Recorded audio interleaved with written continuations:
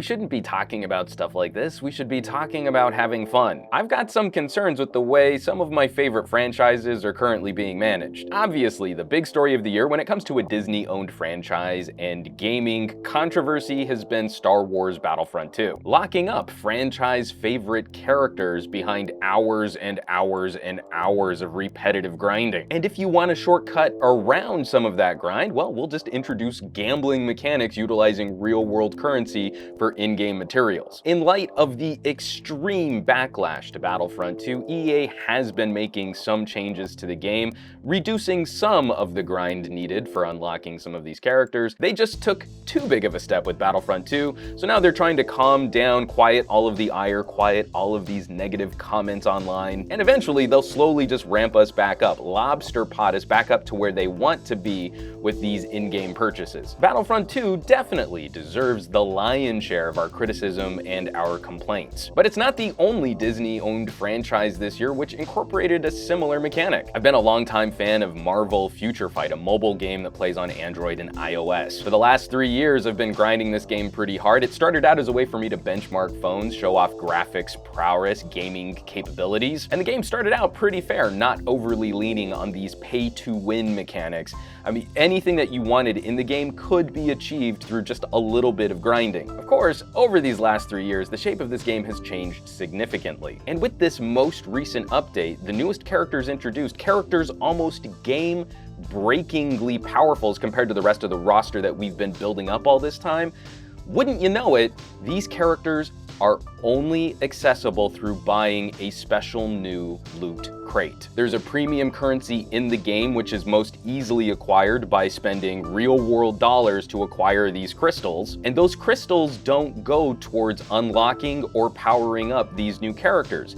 You dump them into a box, the box enables some kind of random number generator, and you could get materials for any character in the game. There are 4 new characters locked behind this mechanic, and there are 147 characters total in the game. It's worse than calling this a crapshoot. This is literally a slot machine. I'm not saying there shouldn't be paywall characters that you have to pay with this premium in-game currency to unlock, but the notion that you can't work directly on this character, that this character can only be unlocked through a gambling mechanic, I think is insidious. This is a different situation than, say, an original IP which is built for more adult-style gameplay. This IP is family IP. Star Wars is a family franchise. Marvel is a family franchise. These are franchises we grew up with. These microtransactions are just too irresistible for major corporations not to incorporate in their games. Looking at Battlefront 2, it's a $60 AAA title, but so much more money will be generated by locking these characters up. It's really easy and really convenient to blame a company like EA, because we've seen EA do this to a number of other titles. If we're looking at mobile, the difference between Plants vs. Zombies and Plants vs. Zombies 2. But now we've also seen another franchise travel down this road under completely different developer support. Netmarble introducing a gambling loot crate to help you speed up the process of unlocking these characters. You just need to give us lots of monies. This is not a situation of one developer going rogue. This means Disney is okay with gambling being built into their franchise video games. I don't know about you, but I haven't heard many stories about Disney being super cool and groovy and hands-off with the properties that they've spent billions of dollars to acquire. Disney is the steward of Marvel and Star Wars. The buck stops with them. If this is how they choose to manage the properties surrounding these franchises, the video games that I would hope my kids could also grow up with, then I've got a major problem. I don't want to have to sit there and nanny every single digital interaction that my kids participate with. I just want to trust if we fire up a game in the Star Wars universe talking about the philosophy of the Force, or in the Marvel universe and talking about acceptance of those people who are different than us, that they're not going to be extorted in their progress with these really obnoxious artificial restrictions on gameplay. It's predatory and it's disgusting, and it's not enough just to complain about the game developers.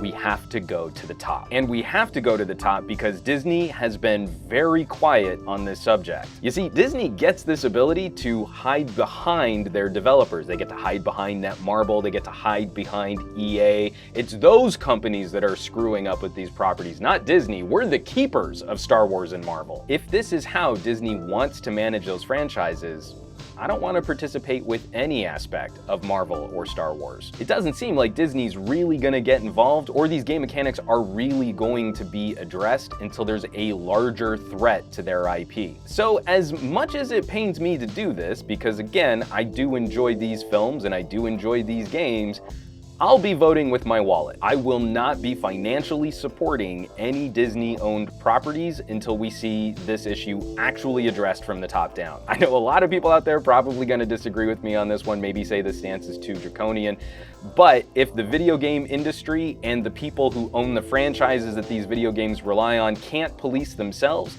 then the solutions we'll get from the government will be way worse. I don't want actual laws written around video game content. I don't want law enforcement policing this. I want the industry to police itself. We can vote out politicians and change policy, but the only weapon I have in convincing a major corporation to change their business practices is to not do business with them anymore. Folks, I find this to be a really upsetting turn of events, and I'm sure you all have feelings on this matter too. I hope you'll drop some comments down below this video. We can get into some conversations about what we think the future of video gaming should look like and how these franchises should be managed when more and more individual companies are getting swallowed up by mega corporations.